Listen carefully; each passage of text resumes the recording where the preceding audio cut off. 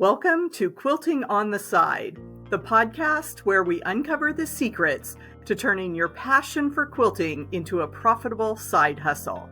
I'm Tori from the Quilt Patch by Tori. And I'm Andi from True Blue Quilts. And together, we're your co-hosts on this exciting journey of creativity, entrepreneurship, and all things quilting. We're here to help you navigate the world of quilt pattern design, course creation, digital marketing, and running an online quilt business. We've been through the ups and downs ourselves, so we know what it takes to make money from your favorite hobby. That's right, Tori. We're going to share our experiences on how we've grown our businesses while balancing family with other paying work responsibilities. It's not always easy, but it's definitely possible. We are so excited today to have Sherri with us from Rebecca Mae Designs. She has published in magazines. She's got Block of the Month national programs, and she's even got some adventure travel things going on in her quilting business. So I'm thrilled to have you here to share with us a little bit about your journey, Sherri. Thank you. Thank you, Andi. I'm excited to be here too. And I don't know if you shared with Tori that we were roommates several years ago now. Yeah, in I was just Chicago. starting out when we went to SoPro, and Sherri she was brave enough to accept a stranger invitation for a roommate at a convention. And yeah, it's been great to keep in touch, even though we're on opposite sides of the country. I follow all your quilting adventures and cheer you on from afar. So for Tori and the rest of our audience, Sherri, tell us a little bit about how you got started quilting and when it became a business. Okay. Let's see, I started my quilting business in 2012, and it was actually not necessarily intentional. I was doing a lot of craft fairs and just making things and selling them. And I, at the time, was making a lot of mittens from recycled or upcycled wool sweaters. And I was selling so many of them, I thought, oh, geez, maybe I should write the instructions and, show people how to make them and they can make their own. And I mean, I had literally made hundreds of them. And so I decided to try it, and I wrote the instructions and I put them on Etsy, and the pattern just started selling, and I was like, oh, wow, like this is great. Maybe I should try other things. So, I've always sewn things. I've been a quilter since I was in college, and but I loved making things for the home and curtains and bags and all kinds of things. But quilting was really my passion, and in my mind, much easier to write the instructions for quilting than how to make curtains that fit a particular window and things like that. So I just decided to start writing quilt patterns, and I started my website, which is a combination of my daughter's middle names. They were young at the time, and I didn't foresee maybe some confusion that it might bring in the future. But anyway, so yes, so I started, I think my second pattern was a block of the month. And at the time, I didn't even realize that block of the months were really popular. I just thought it was an easy way for me to get into pattern writing. And it would be easy for me to write the instructions for one block a month rather than an entire pattern. So it was really all about me. And then, I was like, oh, wow, this is great. And I offered it free, for the first month to try to bring some followers in. And then after the month was over, I think I had the pattern was $1 or $2 or something for that block. And it just kind of grew from there. So yeah, my first experience getting in was a block of the month. Wow. Sometimes that, not knowing what a big undertaking it is a Yeah, blessing. yeah, and you know what? That pattern is one of my more popular patterns still. So, I after a couple of years, I think I rewrote it and cleaned it up and started to approach things a little more professionally and okay, I'm gonna really go for this and see how it goes for me. So yeah, that's how I got into it. So, with that first block of the month, were you working with a local shop or was it really just you being independent and offering it on the internet and to whoever could find it? Yeah, yeah, it was just me on the internet offering it. And let me think. I think I was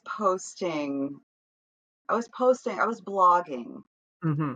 and I was connecting through Pinterest, which was kind of up and coming, but also Craftsy had just begun at the time, and they were allowing people to post patterns on their site. So I was kind of just at the beginning of some things, evolving within the industry. Um, but also, I had, there were blogs out there, and there were ones I was looking at, for advice in quilting. So I kind of knew what I liked in those websites. So, I was trying to offer content that would bring people to my site, Hmm. some free content or tutorials and those kinds of things. Um, but yeah, it was really, I mean, there was no Instagram at the time, and I don't even know that people were really using Facebook. So it was really just blogging. And Pinterest really played a big part in my early days because I was getting a lot of traffic from Pinterest. And has that carried through? Possibly, but when I was starting, which I'm sure you both appreciate, you're kind of watching those things. You're like, oh, where are people coming from and how are they finding me? And not that that isn't important today, it is, but I'm a one person show and I have less time to kind of look back at those numbers. Um, so I would say it probably does, but yeah, it was shocking to me how much traffic I was getting from Pinterest.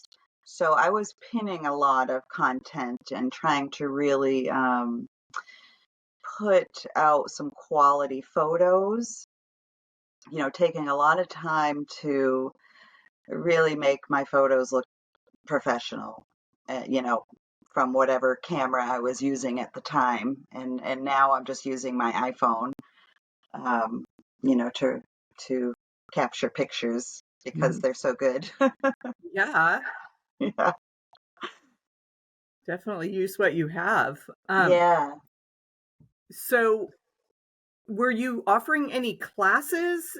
How quickly did you move into kind of that teaching aspect, or have you just continued to stay with the patterns and the block of the month Um, type thing? what I was doing was, I think I was trying to really build my following based on, or trying to figure out how people are going to find me and what am I going to offer them.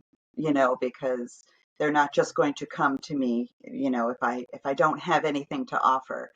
So I spent a lot of time building kind of connections to my site. So I was participating in a lot of blog hops, which were they're still happening, but they were more popular then, I think, or maybe one of the more popular streams. Now we Mhm. have Instagram and Facebook and all kinds of things.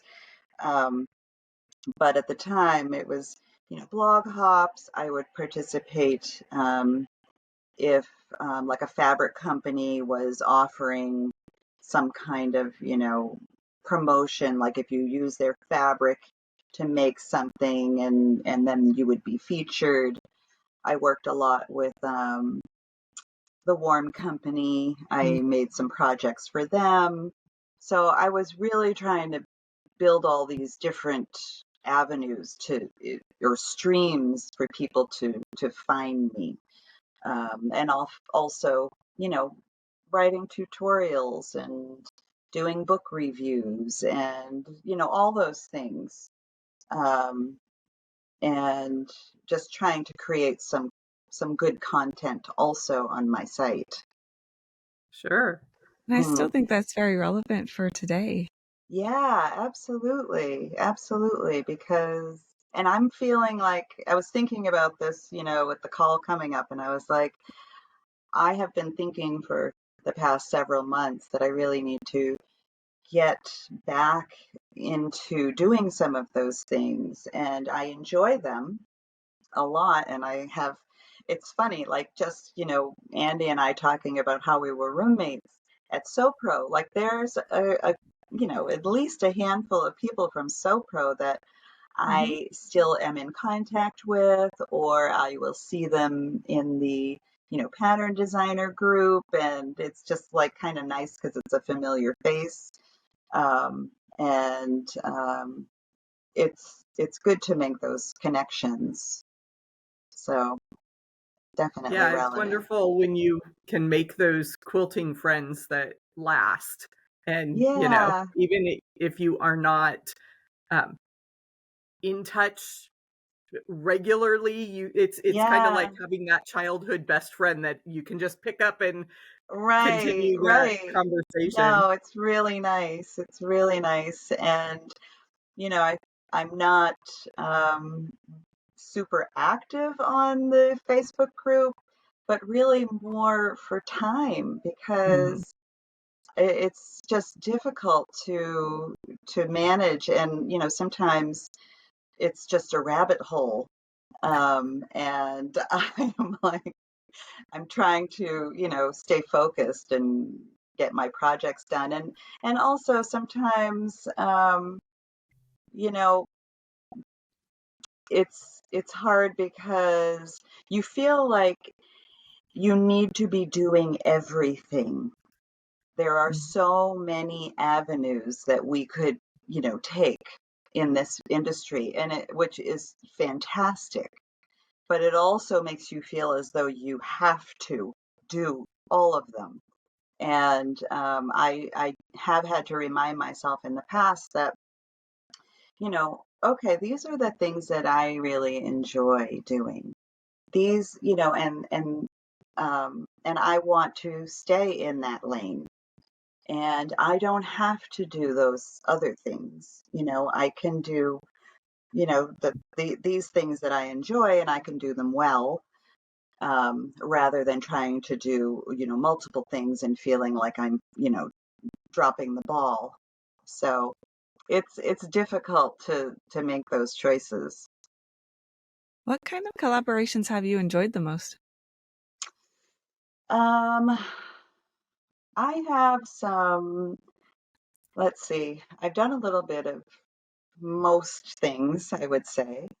Um, I have enjoyed working with fabric companies, and um, it, what I find for myself to be challenging when working with a fabric company is I'm a scrappy quilter, and I feel a little boxed in when I'm working with just like even when, I'll start a block of the month, and I have joked with some of the people who've done these block of the months with me, because I'm like, I'm gonna use this fat quarter bundle for this year's block of the month. And then like month 2, I'm like, okay, I'm sorry. Forget what I said last month, because I really need to add this in this month, but because I love mixing things up. But every fabric company is a little different. And sometimes, they want just a rendering of a design, and like a design colored in their fabric, for example, which is easier for me to do than to, make a project and just work with, a particular line of fabric. But I've done it, and I love the end result, but it's just a little challenging for me because I like to start going to my stash and I think, oh, I know the perfect fabric that I could use here, and nope, I can't. So it just limits my creativity a little bit. Um, but I have some shops that I've worked with that have run my Block of the Month programs. They're great. I work with, or have worked several times with, Quilt Mania magazine. They are fabulous to work with. So, every, I would say everything, or every company or avenue always brings something to the table. you know it always leads to something else. And either it's now or down the line, or I mean, even Andi and I wouldn't have predicted, oh my gosh, how many years ago now, almost 10 years ago, that I would be meeting her here on a podcast. So you just never know you know Yeah, life and quilting takes some unexpected turns along the way, and there's yeah, yeah, always room for design variations there to yes, put a little improv spin on things. Um, right. so you've had some big adventures recently over the last year or so. You went on a quilting cruise? Yes, I did. Um, it was only the second cruise I've ever been on. Oh, And wow. yes, I went on a quilting cruise with Stitch in Heaven out of And you were one of the Texas. teachers, we're going to Yes, clarify. yes. Yep. I was one of 2 teachers. Um, and it was so much fun. I have to say, we had a blast. I really wasn't sure what exactly to expect. And there are challenges because I did a quilt show, like a trunk show for the group. I couldn't bring everything, but I brought what I could. And so traveling, I guess if you're traveling to a show, you'd be bringing quilts also. But I was traveling and bringing quilts for the group to share, and teaching, being on a cruise and what would that be like, and how would I be feeling? Would I be seasick? But no, it all was worked out great. And yeah, we had a really great time. It was so much fun. And I'm doing another one in May of this Woo! year, of 2024, and also in March of 2025, which I'm excited about because it's my birthday, and we're doing the Caribbean, the Eastern Caribbean.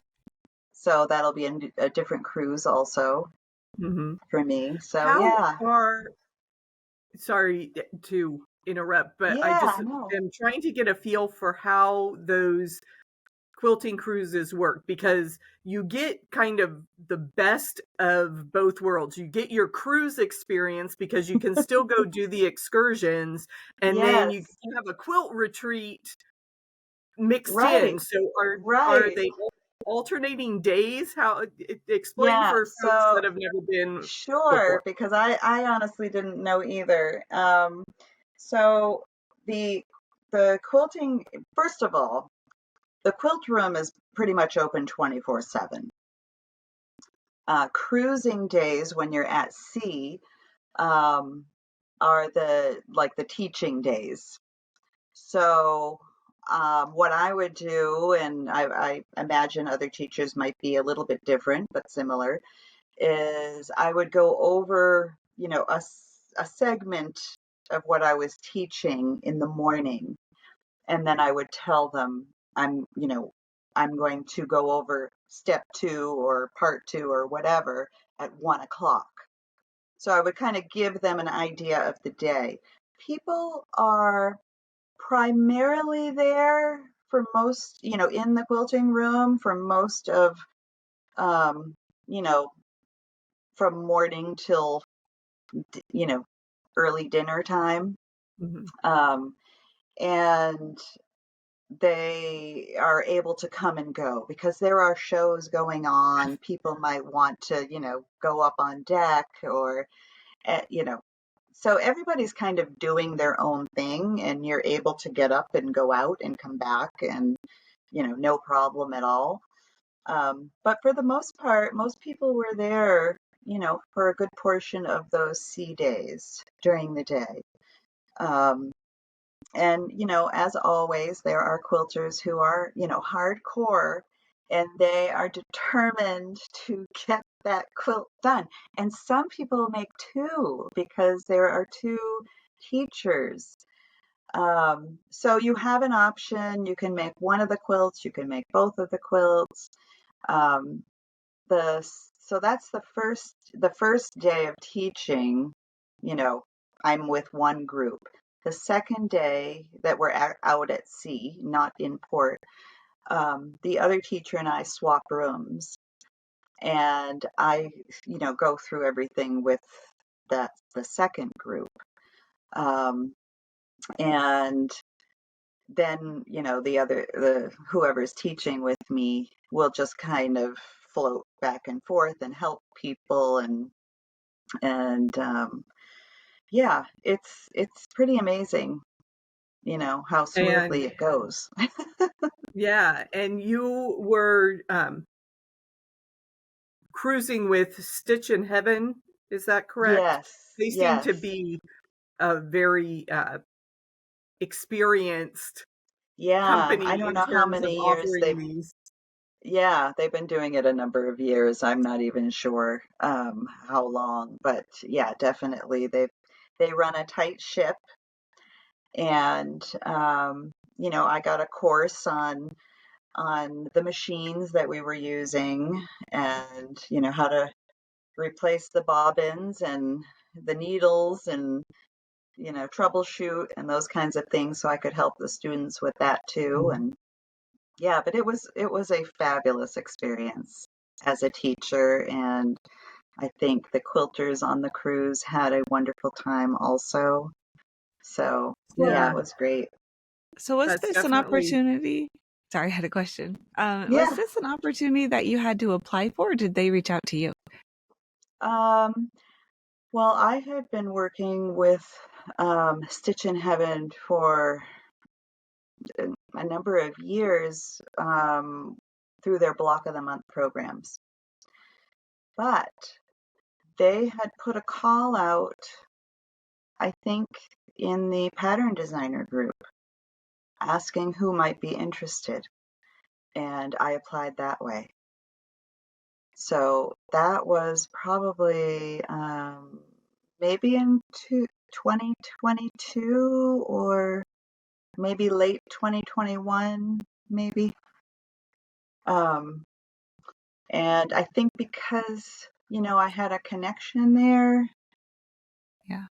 um, but it was a total, it was a different group of people that I had worked with because it was a separate group doing the block of the months.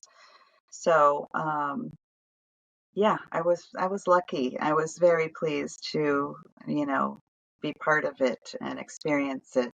I Yeah. love trying new things, and Now, this was a did you get to pick your pattern that you taught, or did they kind of choose it no, for you?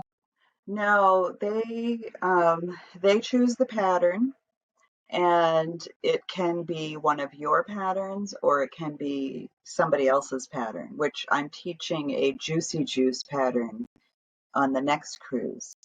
And while it's more beneficial if it's one of my patterns, my patterns, I have a lot of block of the month patterns. So they don't always work well for something like this. Yeah, you Um, generally want to keep the design fairly simple. Like you said, if you only have a day or, you know, right. So on my cruise, I would say I think there were 3 or 4, I think there was, gosh, I can't remember, 3 or 4 sea days. And then we had 3 port days. Um, and of course, some people aren't interested in going into the ports. They want to stay on the ship, and this is what they love to do. So, um, there were people sewing on those days too. But yeah, the quilt projects need to be something that can be finished, not necessarily on the cruise, but relatively quickly. So right, you're not going to do a lot of, you know, 25-piece English paper piecing blocks, you know. exactly, yeah, no And applique. right, and we're not denigrating the simplicity because you can No, make, I'm looking at the quilt behind Tori, you can have a very stunning quilt with yes, very simple elements. So absolutely, absolutely, and there is a definite market for that. mhm, mhm, And I understand that. A lot of my patterns are not, I don't want to say they're not easy. There, there's a lot to, there's a lot of work, I should say. mhm, Um, and, sometimes I think I should make some easier patterns or some more beginner friendly patterns, I should say. Um, but I, I tend to make my quilts for myself and what I want to make. And I'm fortunate that there are people who enjoy them and want to make them along with me. Um, I think I gravitate towards block of the month quilts because I don't like to make the same block many, many times. So, like, this is like the confessional here, the tell mhm. all. But yes, I like to make different things and I love to applique and I like English paper piecing. I like all the things. And when I started quilting and writing patterns, and um, I was taking tons of classes and learning every technique, and maybe I knew the technique, but I wanted to see how somebody else was doing it, and maybe it was Mhm. the same and maybe it was a totally different way. But um, I really was working on my own skill set and mastering one technique at a time, and now I love to mix everything together. I really do, because I don't want to say I get bored otherwise, but I just like the freedom of being able to make what I want to make, and Mhm. make it look the way I want it to look. Yeah. Yeah. When I think about all those different techniques and things you can do with quilting, I'm reminded of a lesson that Rachel Rogers shared. She's an author that Tori and I both have followed. And she says, reminds us that you don't have to make money from everything that you like. You can Yes. have certain aspects of quilting that you just enjoy for yourself. You don't have to write a pattern for everything that you come up with. Right. Isn't it true? Like, we could just like find a little joy in making something. And, you know, it it does add an extra layer when you're writing, Mhm. for sure. But I love that you found a way to combine all your interests into a block of the month rather than sticking with, yeah, yeah, I yeah, think that's a great I way just to put it together. right. I want to enjoy the process too. I want to make what I want, and I'm just hoping somebody else likes it. But I'm not making it for my audience, Mhm. so to speak. I'm not trying to make something that I think my audience will like. Mhm. I'm making things that I like and want to make. And usually there's, a bit of a story behind some of, Mhm. my quilts. And um, I started, let's see, I think it was 2016 actually. I was working on the Dear Daughter quilt. Mhm. And I don't even remember where that idea came from, except I think my younger daughter was probably graduating. Um, and I was feeling, you know, I have this need to say things in my quilts. So I have been using words for some time, in one, form or another.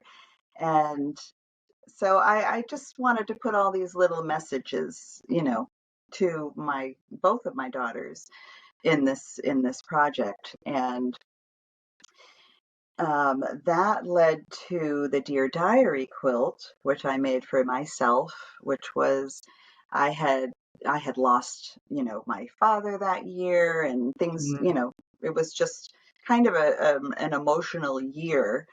And that was just a quilt I made for myself, just reminding myself of things. Mhm. And then I made the Dear Son quilt, and I have a couple more coming.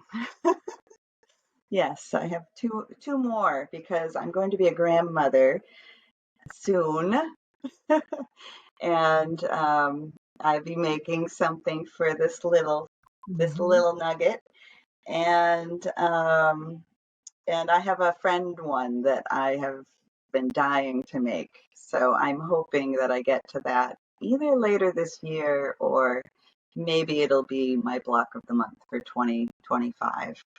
But it's a really fun design, and I'm kind of dying to get to it. But I have some other things in the Yeah. pipeline. Yeah, it's one of those things that the creativity just kind of is becomes a hamster wheel. The more you're creating, the Yes, more ideas you have, and it just I keeps know. doing. I need to get them out.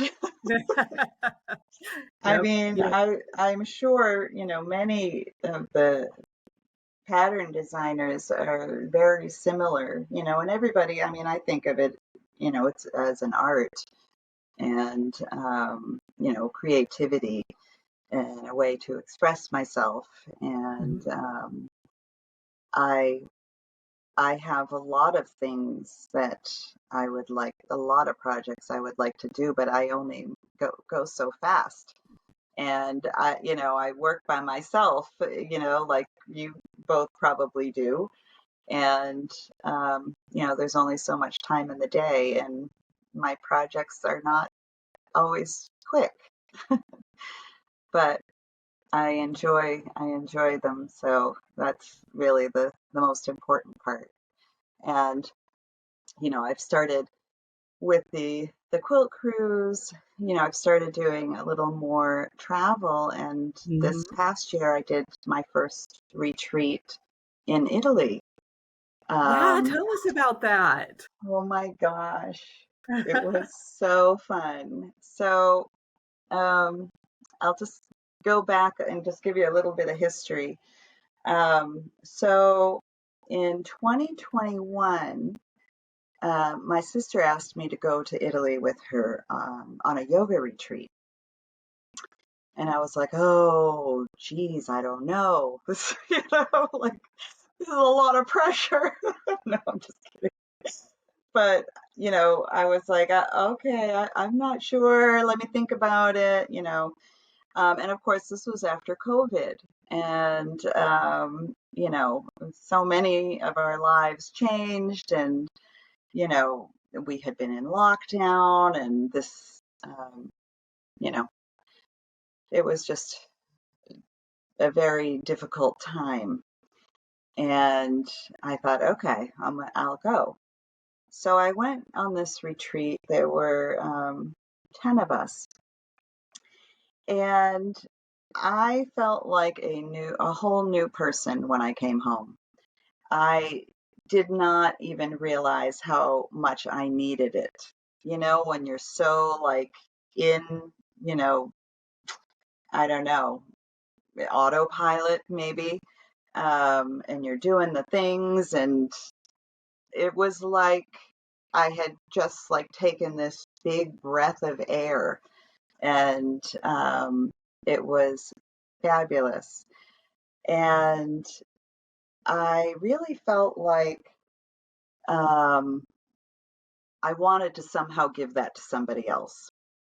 So I started planning this, I guess in 2022. Yeah, in 2022. Um, and it was, let's see, there was a group of 14 of us, and we had, this, it was like a villa, but kind of like a private hotel to ourselves. And we had a wonderful time. So the idea behind it is we did incorporate yoga, and I didn't teach, but I am able to teach. So I'm planning one for 2024, and I'll be teaching myself on it. But it was really based on culture, creativity, and wellness. And it's a retreat for women. And as part of it, we visited a leather bag designer and got to go to her workshop and see, her process and how she, works with the leather. She also designs these, she calls them kimonos, but they look they look kind of like a jacket, I guess, you know, um, very cool, and different pins and scarves. And so she kind of walked through her whole process with us, and it was very fun to see her workshop and the threads and like all these like familiar things to us. Um, but it's just, I wanted it to be a little bit of an opportunity to kind of just step away from your machine, be with other creative people who, are like-minded, and add some wellness in. So a little bit of downtime, some, great food. We did, some olive oil tastings. We went to a cheese farm. We did a lot in a week, but also had some nice downtime. So I have another one coming up in October of 2024. So yeah, And I'm thinking I may y- continue one a year. We will see.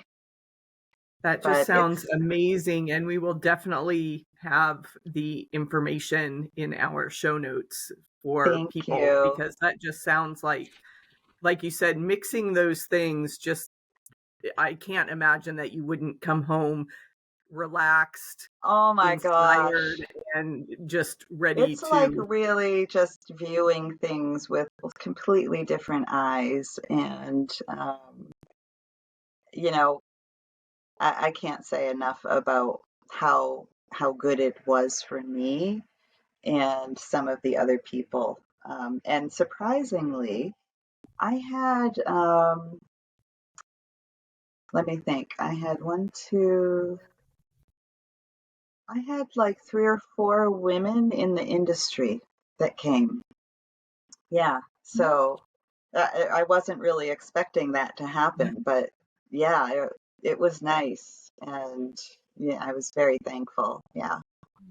For your Yeah, future those retreats, are they all planned for Italy, or are you thinking of going to a couple different countries? Well, they are not all planned for Italy. Oh. But I do love Italy because I feel like that's where it all began for me and my love of travel. And I'm also at a place in my life where, my kids are grown and, you know, I, I am able to do some traveling, whereas before, I had too many responsibilities at home. Um, but yes, I am looking at, possibly doing Morocco, and I would personally love to go to Iceland. That's been on my bucket list. Um, and see the Northern Lights and do the Blue Lagoon, which is fabulous. So, yes, but 2024 is Italy, and then maybe 2025 we're doing something different. very exciting. That just Yes, is it's a lot. It's more of a passion mhm, project. Kind of a little side business. mhm, Like we did, I did give them a stitching project to do, but there's not a lot of time, mhm. and I think it's more enjoyable to go into somebody's studio there and see what they're doing. And for this retreat in October of this year, we have some hands-on workshops planned with some local artists in Florence. So we are just on the outside of Florence. We have a private villa, and we have some fun things planned. I mean, it's definitely full of culture and art. Um, and also, we might have a spa day because that's important too. I really do feel, I'm joking and laughing, but I really do feel like self-care is really Mhm, huge and we don't do enough of it. And you don't realize, till you get some or, mhm. practice it, how important it is. So Sure. there's definitely some of that mixed in. Yeah. Yeah. Mm. Well, that's fabulous. Thank you so much for sharing all these wonderful details of your I adventures feel and like I've things been to come. rambling. No, no, no. It's That's been been great. fabulous. It's been fabulous. But we do want to wrap it up with our rapid fire questions. Unless, Tori, you had anything else you wanted to I ask was before we. really, yes. Sorry. I'm really excited. I had one really big question. Because now my brain is going, if I want to travel somewhere, maybe I can do it. Yeah, So I'm just yeah. wondering, how did you find people to go with you? Um, I I was just lucky enough that some of my followers, from my website, so I posted it on my website, and I told the story of, um, you know, why I was doing it, what I wanted people to get out of it. And I was just really hoping that there were people who might want to experience something like this. And um, I was fortunate enough to get people to sign up. I didn't really push it very much, as far as any um, uh, like paid marketing, I guess. Um, but yeah, I was really, really lucky. It's a small retreat. I think this 14 was our max, and um, they, we were full. Um, but yeah, it's a big undertaking, but it's a lot of fun. It's very rewarding too. Yeah, and you make really great connections with people. So yeah, I really, really enjoyed it a lot. That's amazing. Okay, I'm ready That's for your rapid fire, I think. I think. No hard Let's see. questions. I may pass. Oh, they're easy, I think. I think they're easy. Our first rapid fire question is, what color do you struggle with including in your quilts? Um, Probably red. Yes. Interesting. I'm a purple. I like purples, oranges, pinks, blue, yellow. I tend to use the I think they're called tertiary colors that are a little mixed. Not I tend to shy away from primary colors. Mm, interesting. Um, and actually, I was trying to think if I could predict your answer on this one based on what you said earlier about scrappy, but I'm really not sure. Do you go for yardage or pre-cuts? I I really I would have to say pre-cuts because I'm scrappy. I'm like, oh, I gotta have a fat quarter of this, or whatever. I kind of will go through the little fat quarter section and pick Mhm. out a few. I tend to not buy a lot of yardage. You'd be surprised at how small my stash is. But even though it looks small, it seems to go forever. Like I can't ever get to the bottom of it. I've been Right. thinking I need to sell some of it or something because I'm still including fabrics from, when I began. Yep. Yep. I thought for sure she was going to say yardage. Yeah. All right. Our next one is, what is your favorite notion? My favorite notion is Roxanne's glue based it. I love that. And maybe because I love applique. So if you're a piecer, you probably wouldn't ever have a need. But I use it all the time instead of pins.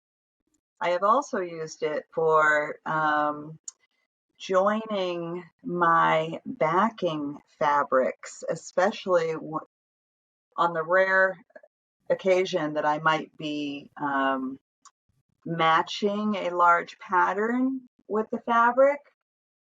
Um, there's a way that you can put them together and glue it and have the pattern match and have no pins to worry about sewing through or poking yourself. So I use Roxanne's glue based it all the time. All right. Very cool. And I'm gonna jump around a little bit, Tori, give Yeah. you a heads up. Not I can see a few, but how many quilts are in the room with you right now?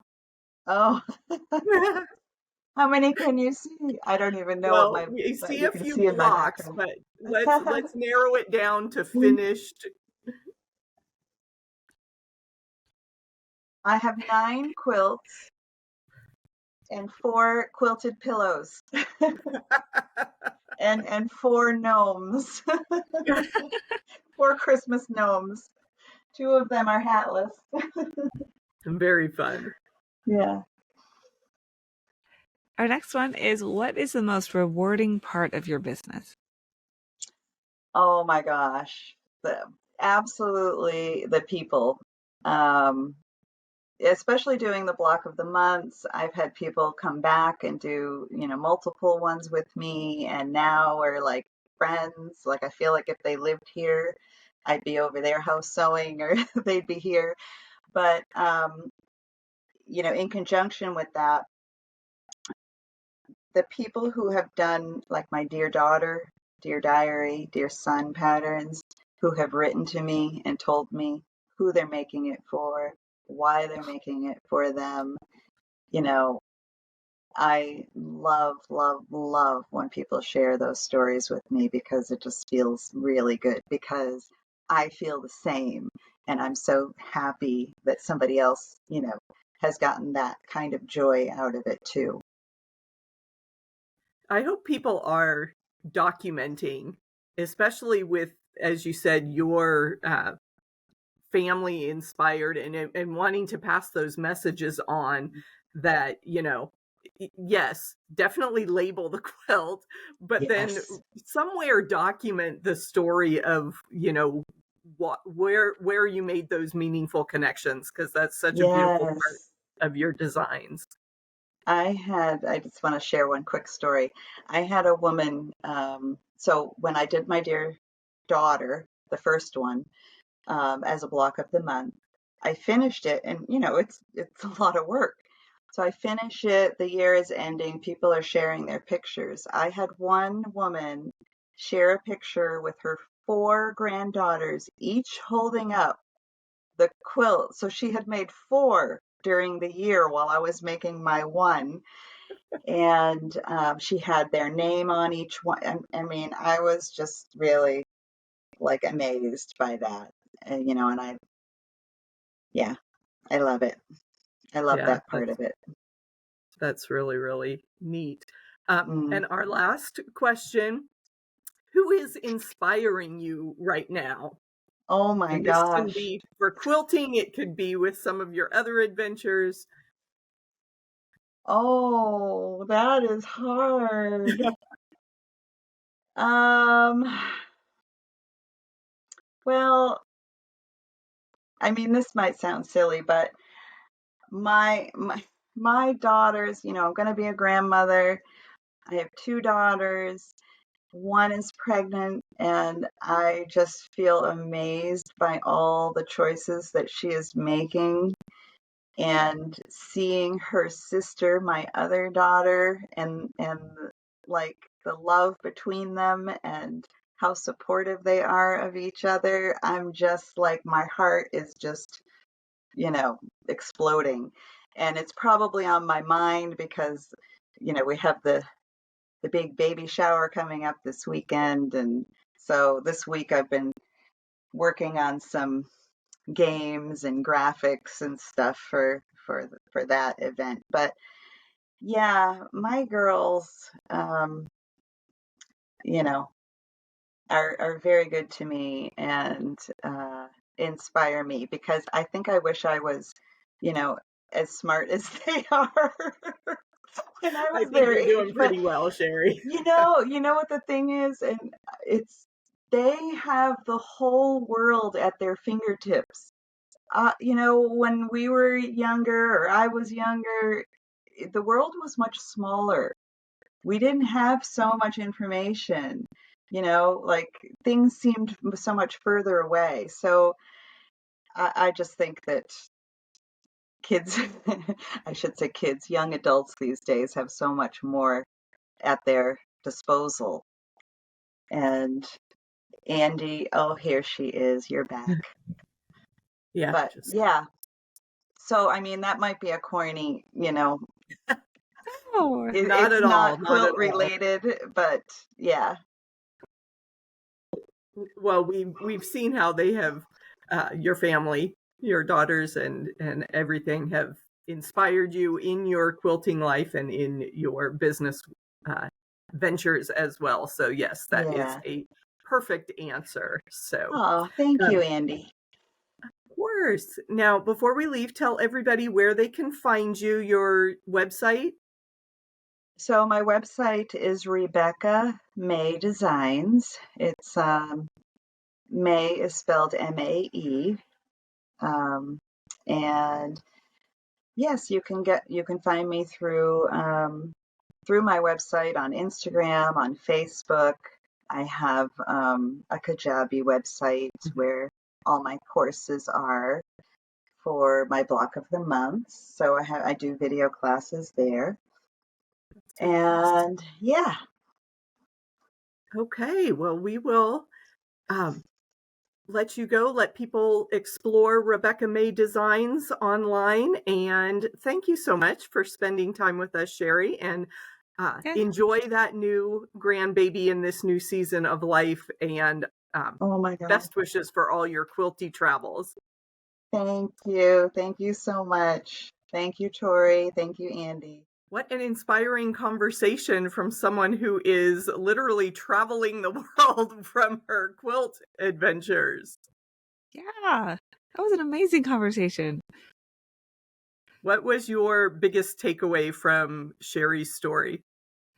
So mine was to stick with what you enjoy. And if it's a lot of things, find a way to combine it. I love that. I was like, I love how she had a love for all kinds of different ways to quilt, and she put it all in block of the month. So she never has to make the same block like over and over and over again. She gets to stick with what she enjoys doing. And I thought that was a great takeaway to take from her story. I mean, other than the traveling, which is like, if you want to travel the world, then that's a great way to figure it out, right? A lot of work, like she said, but a way that you could travel. Mm-hmm. Yeah, she just really approaches everything, with that attitude that if I like it, there's got to be, at least a few other people that like the same thing. So that is a good way to approach your business efforts, is to start with what you enjoy and then put that out in the world, because you can attract those other people. Definitely. What were your biggest takeaways? I love that she is all about the community and the collaborations, and she managed to find the story in everything. We saw that thread from her quilt designs, that she's wanting to tell a story and engage and just bring people together, which I think is the most beautiful aspect of quilting. So I really applaud Sherri for bringing that out in her business and with her patterns. I have to agree. And you're right. She did bring that thread through the entire episode. Everything that she talked about, she had a story behind it. That was beautiful. Yeah. So I hope our audience has found similar takeaways. Go ahead and leave us a comment on this episode with your favorite part. And if you'd like to go on some quilting adventures, there are lots of ways to make that happen. What a great discussion. If you enjoyed this episode of Quilting on the Side, please leave us a review on whichever platform you're listening. It can be iTunes, Spotify, or even our YouTube channel. And hit the subscribe button so you don't miss our next chat. Until then, remember to have fun in your business and do a little quilting on the side.